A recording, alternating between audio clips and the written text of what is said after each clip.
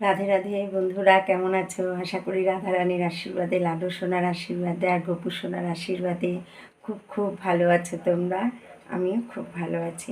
আজ তোমাদেরকে শ্রীমদ্ ভগবদ্ গীতার ৭ম অধ্যায় বিজ্ঞান যোগের ২১তম শ্লোক পাঠ করে শোনাবো। ২১তম শ্লোক। জামো তনুম ভক্ত শ্রদ্ধা অর্চিতুমিচ্ছতি তস্য অচলাম শ্রদ্ধাম তাম এব বিদধামি অহম। গীতার গানে শ্রীল প্রভুপাদ লিখলেন, আমি অন্তর্যামী তার থাকিয়া অন্তরে সেই সেই দেব পূজা করাই সত্তরে, সেই সেই শ্রদ্ধা দিয়ে করিয়া অচল, অতএব অন্য দেব করো এ পূজন। অর্থাৎ পরমাত্মা রূপে আমি সকলের হৃদয়ে বিরাজ করি। যখনই কেউ দেবতাদের পূজা করতে ইচ্ছা করে তখনই আমি সেই ভক্তের তাতেই অচলা শ্রদ্ধা বিধান করি।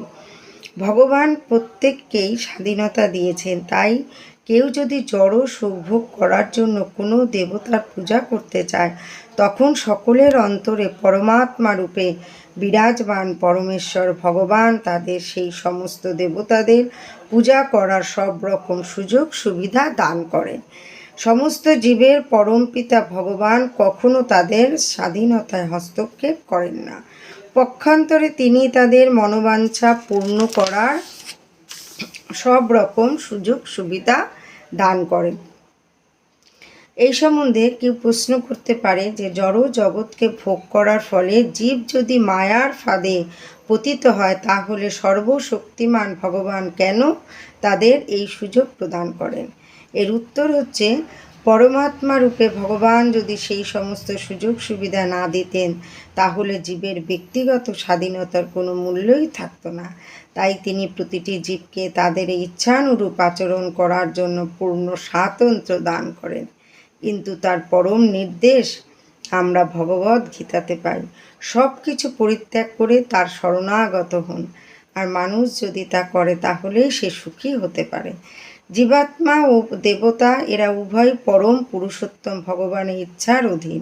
তাই জীব নিজের ইচ্ছায় দেবদেবীর পূজা করতে পারে না এবং দেবদেবীরাও ভগবানের ইচ্ছা ব্যতীত বরদান করতে পারেন না। ভগবান বলেছেন যে তার ইচ্ছা বিনা একটি পাতাও নড়ে না। সাধারণত সংসারে বিপদগ্রস্ত মানুষেরাই বৈদিক নির্দেশ অনুসারে দেব উপাসনা করে। যেমন রোগ নিরাময়ের জন্য রোগী সূর্য উপাসনা করে, বিদ্যার্থী বাগদেবী সরস্বতীর পূজা করে এবং সুন্দরী স্ত্রী লাভ করার জন্য কোনো ব্যক্তি শিব ও পত্নী উমার পূজা করে। এভাবেই শাস্ত্রে বিভিন্ন দেবতাদের পূজা করার বিধান দেওয়া আছে। আর যেহেতু প্রতিটি জীবই কোনো বিশেষ জাগতিক সুযোগ সুবিধা উপভোগ করার অভিলাষী হয়, তাই ভগবান তাদের অন্তরে বিশেষ বিশেষ দেবদেবীদের প্রতি অচলা শ্রদ্ধা দান করে, তাদের উপাসনা করতে অনুপ্রাণিত করেন এবং তার ফলে তারা সেই সমস্ত দেবদেবীর কাছ থেকে বর লাভ করতে সমর্থ হয়। এভাবেই আমরা দেখতে পাই যে ভিন্ন ভিন্ন দেবদেবীর প্রতি জীবের যে অনুরাগ জন্মায় তা ভগবানেরই দ্বারা নির্দিষ্ট হয়। দেবদেবীরা তাদের নিজেদের শক্তির প্রভাবে জীবকে তাদের প্রতি অনুরক্ত করতে পারেন না।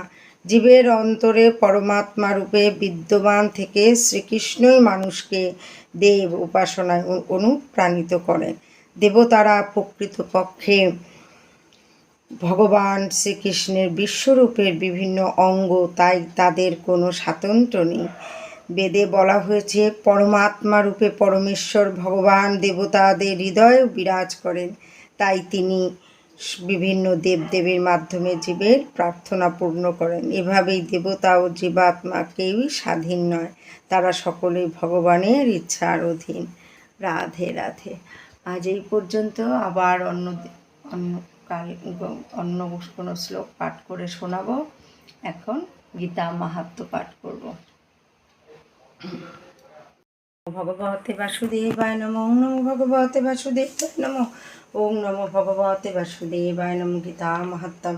ওঙ্কারেণ মৌরাত্মান গীতার্থং নৈব মন্যতে কুম্ভিপাকেষু পচ্যতে যাবৎ কল্পক্ষয় ভবেৎ গীতার্থং বাচ্যমানং যো ন শৃণোতি সমাপতং সশুকুর ভবং যোনিমনে কামোধিগচ্ছতি চোর্যং কৃত্বা চ গীতা পুস্তকং যশমানাৎ ন তস্য সফলং কিঞ্চিৎ পঠনং চ বৃথা ভবেৎ যশ্রুতে নৈব গীতার্থমোদতে পরমার্থ নৈব তস্য ফলং লোকে প্রমোতস্য যথাশ্রম। যে অজ্ঞানের বশে অহংকারের বশে গীতা মানে না, সে কল্প শেষ না হওয়া পর্যন্ত কুম্ভীপাক নামক নরকে পচিয়া মরে। যখন গীতার ব্যাখ্যা করা হয়, যদি কেহ তাহা কাছে থাকিয়াও তাহা না শোনে, তবে সে অনেকবার শূকর হইয়া জন্মে। গীতা গ্রন্থ যে চুরি করিয়া আনে, তাহার সবে বৃথা হয়, গীতা পাঠেও কোনো ফল হয় না। বিবেচনা না করিয়া পরিশ্রম করলে তাহার শ্রম যেমন বৃথা হয়, গীতার ব্যাখ্যা শুনিয়া তাহার যাহার সত্যি আনন্দ না হয়, তাহারও কোনো কাজে কোনো ফল হয় না। রাধে রাধে। তোমরা সকলে বন্ধু গীতা পাঠ করো। গীতা পাঠ করলে সকলেরই পুণ্য হবে, ভালো হবে। আজ এখানেই রাখছি, আবার আগামী দিন গীতা পাঠ করে তোমাদেরকে শোনাবো। রাধে রাধে।